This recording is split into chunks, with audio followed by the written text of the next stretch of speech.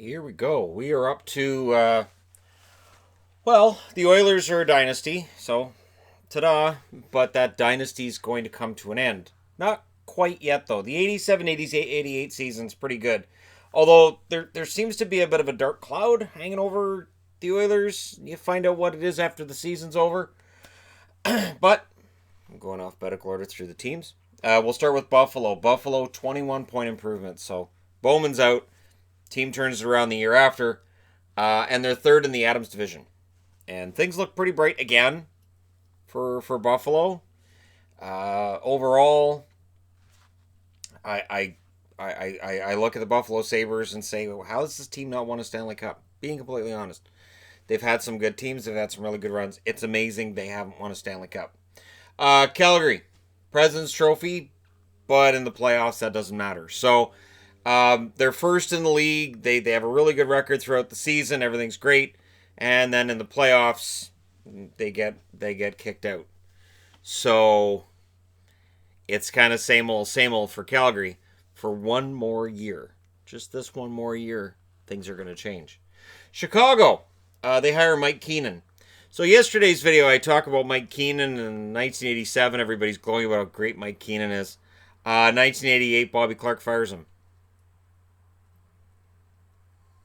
Chicago picks him up. You know, Mike Keenan bounced around the league a lot, but I still to this day don't understand Philadelphia getting rid of Mike Keenan, and it's bizarre, and we'll talk about that more as I get into this video. But Keenan being fired was so weird. The Blackhawks had a miserable season, so they scooped him up about 5 minutes after he hit the unemployment line. They'd had a 69-point season that year, and that just was unacceptable. It had been just continuing mediocrity with Chicago. Hiring Keenan is going to help fix that. Detroit. You know what overshadows Detroit's great season, where they again get to the third round? Curfew breaking. The night before the Oilers eliminate the Detroit Red Wings, the Red Wings went drinking. Bob Probert, John Chabot, Peter Klima, Joey Kocur, Darren Veach, and Darren Elliott. Darren Elliott would be released pretty soon after that. Klima would end up in Edmonton. You want to talk about the Uber driver? Oh no, the Uber thing with the Senators this year? It's got nothing on guys going out on a drinking binge the night before being eliminated by the Oilers. It's not why the Oilers eliminated them, certainly, but it doesn't help. And that's something that certainly in the 70s you likely could have got away with. You couldn't by this point. We're not in the days of social media yet, but we're definitely at the point where people find things out. And Jacques Demers, when talked to about this, says, we've got some things to straighten out before training camp. Which is likely a discussion about how players are going to have to get moved and talked to and decided on whether the ones that get talked to will join the other ones that already got moved. Now, the Oilers do beat them. They do win the Stanley Cup over the Boston Bruins, who finally reached the Stanley Cup final after years of frustration against Montreal. But the biggest news here is Gretzky being sold to the LA Kings after. A lot of money went to the Edmonton Oilers in that trade. And not enough back in terms of actual top-notch talent. The Oilers lose out big time with that. And when Gretzky kind of knows something's in the air, he decides to have the team pose for a team photo with the Stanley Cup. And that's where that started. So when teams get together and pose for that Stanley Cup team photo, you can thank Wayne Gretzky. Because he kind of had the feeling this was going to be the last one. And he wanted to immortalize it. And he did. And then, of course, that led to what is now just tradition. You win the Stanley Cup, you pass it around, and then you all sit down on the ice and you pose with it, and it started there. So it's a down ending to what had been a great year. The Whalers dropped from first to fourth in the division, and they're out in round one again. So the Whalers, it's become a frustrating pattern.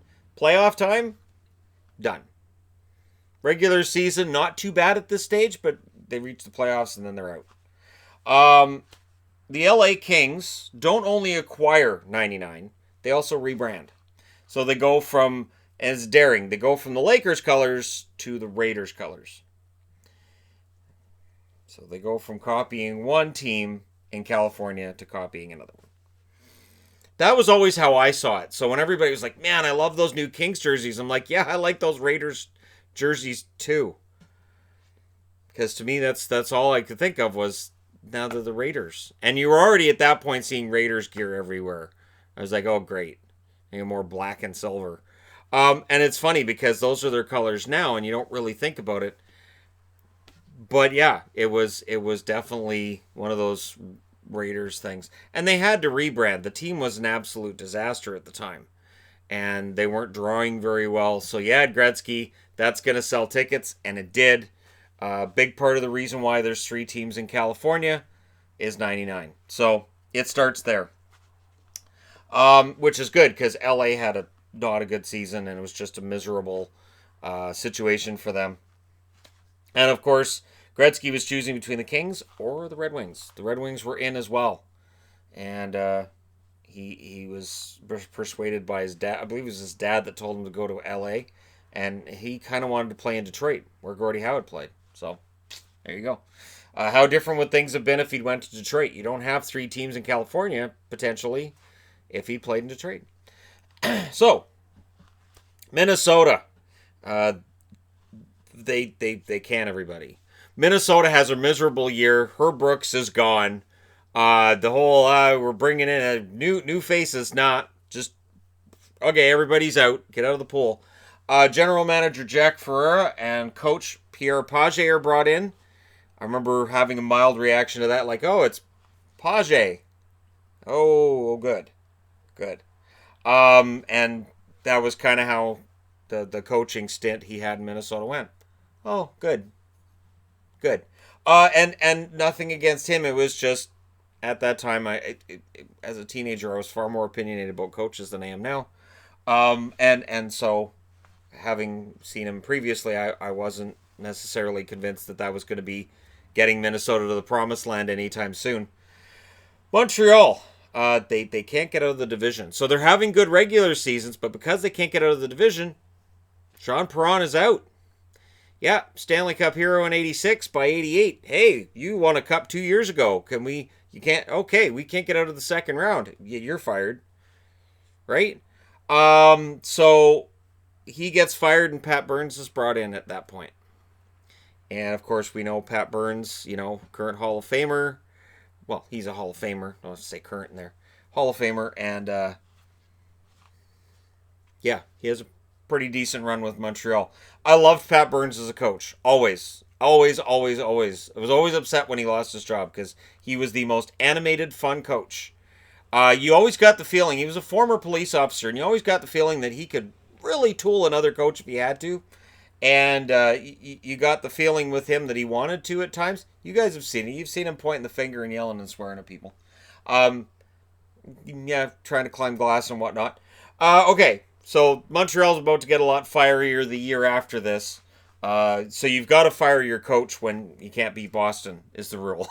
Montreal, if you can't beat Boston, coach is fired. Done. The Devils, they reach the playoffs and they do pretty well in the playoffs. They do. Because Sean Burke comes in and he's their hero. So playoff hero Sean Burke. And he's going to be viewed as a big part of their future.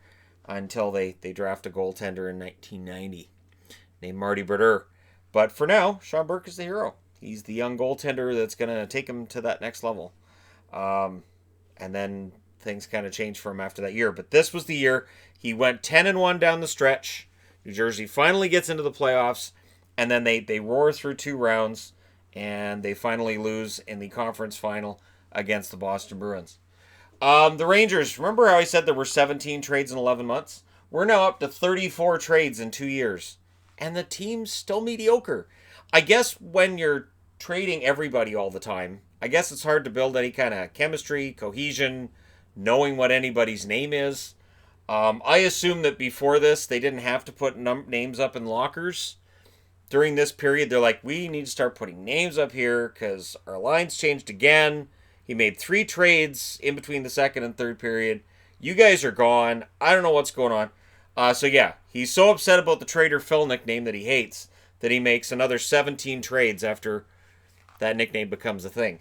And he's going into the third year of his contract in 88-89. I wonder how that's going to work out. It doesn't.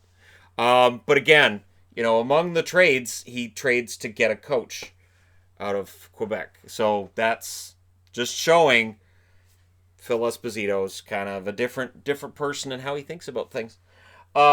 Before we had EA Sports, he was playing Be a GM mode before any of us. He he was playing Be a GM before any of us knew what it was, even EA Sports. All right. I laugh because it's true. I've done that where I'm trading guys, and then 2 weeks later, I'd trade this guy and trade that. Okay. Andre Savard brought in as coach for Quebec. Doesn't last very long. He's out as the Nords coach, and the team overall is on their way down. The Nordiques, despite this fantastic jersey, which the annual I got this from said is not a fantastic jersey. They actually singled out the one that I'm wearing as not being very nice. And I'm befuddled by that. But I digress. The Nordiques are, despite their fancy duds, I think it was the logo that people weren't a fan of in the 80s. But anyways, despite the fancy duds, they're on their way down. 52-point season for the Leafs, so they can't upset anybody in the playoffs when they don't make them. Maybe they didn't realize that. They were trying to pace themselves. And then somebody went, well, we're out. Well, no, now we're in the playoffs, so now we can start playing better. You guys are out of the playoffs. You can't start playing better because you're out. Ken Reiget does his best to make sure they get as few points as possible, going 0-14-1 during a stretch of about, I think it said 76 days between wins. Yeah. So Bester and Reiget, who were the stalwarts in net a couple years ago, they're wearing down. And we're reaching the point where Toronto's going to end up moving on and trying to figure something else out in net. 52-point season is the low point, right? For now. There does seem to be low points with the Toronto Maple Leafs organization that occur every 5 to 10 years, it would seem. Canucks. It's year 2 for Pat Quinn. So year 1, not great. And already, he's trying to talk patience. The problem is Canucks fans don't have patience. And the article in the Hockey News on the Canucks was written by Tony Gallagher. And he makes it very clear that Pat Quinn's already on the hot seat and that some of his moves don't look like they're bearing the right fruit for the Canucks. And I feel bad looking back at Pat Quinn because I know I was one of the ones as well that felt that way, that sort of like, I'm tired of this team sucking. I'm tired of this team losing. We've got to start winning now. If any of this sounds familiar to anybody, let me know in the comment section below. But, Quinn was saying, hey, we've got to do this right. It would be years before the Canucks would return to respectability. But to the credit of the Canucks ownership, they didn't end up firing Pat Quinn to make it happen. So we didn't see rotating general managers in Vancouver anymore. Winnipeg. So I mentioned Pokey and the Bandit.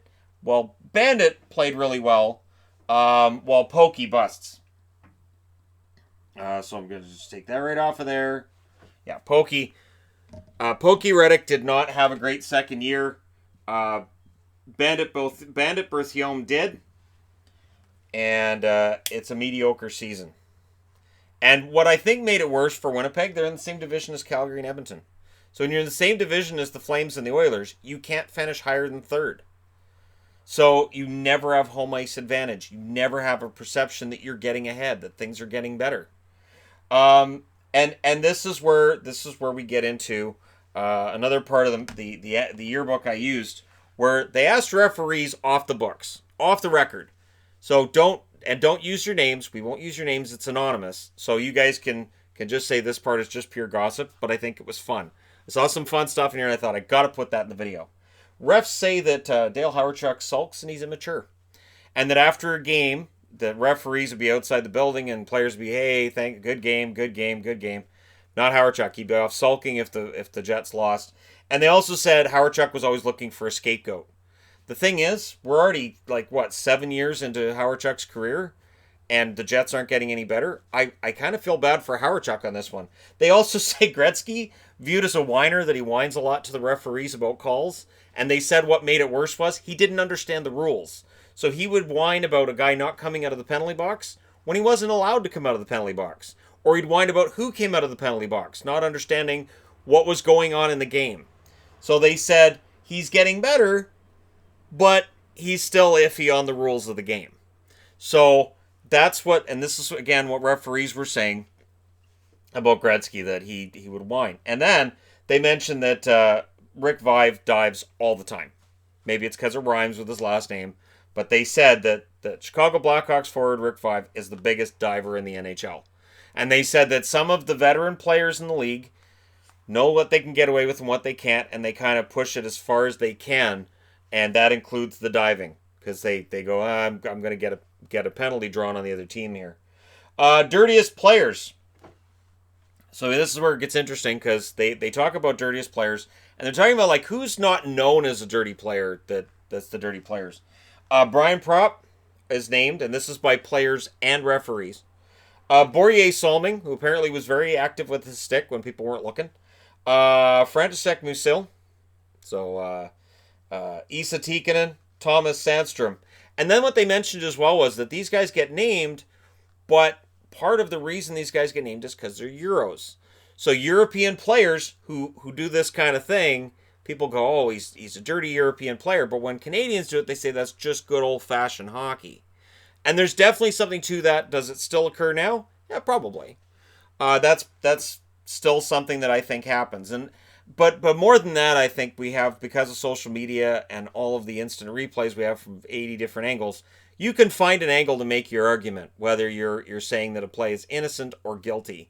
You can find a freeze frame. You can find something somewhere. You can find something that somebody has done 2, 3, 4 years ago, again, via social media, that you go, look, see, this guy's dirty because I found this thing he did 3 years ago. That being said, we didn't have that back then. Chris Chelios is viewed as probably the most hated player in the NHL among players. They can't stand him. And I'm talking about players on other teams. I can't say whether or not teammates didn't like him, but apparently he's hated among the rest of the league. And the way he played the game, that's probably what he wanted. The Flyers are seen as the dirtiest team, and the thing that made me laugh was somebody said, yeah, the Flyers are the dirtiest team in the league, and if we thought it was bad this year, wait till next year. They just hired Paul Holmgren as coach. Paraphrasing a little bit, but I thought that was kind of a funny quote. And the Jets were seen as an honorable mention for dirtiest team in the league. So Howard Chuck is seen as a whiner by the refs, and the players see the Jets as a dirty team. It's not a combination that you necessarily want, to have a dirty team that also is seen as whiners. So potentially when there should be a penalty that puts your team on the power play, you might get a penalty against you because your team's seen as a dirty team. And when you've got a guy out there trying to say, hey, we shouldn't get this penalty, and the referees already view him as a whiner, they might tune him out. So that's kind of a perfect storm that might help your team stay mediocre. So there you go. The 87-88 season, and some fun little stuff here.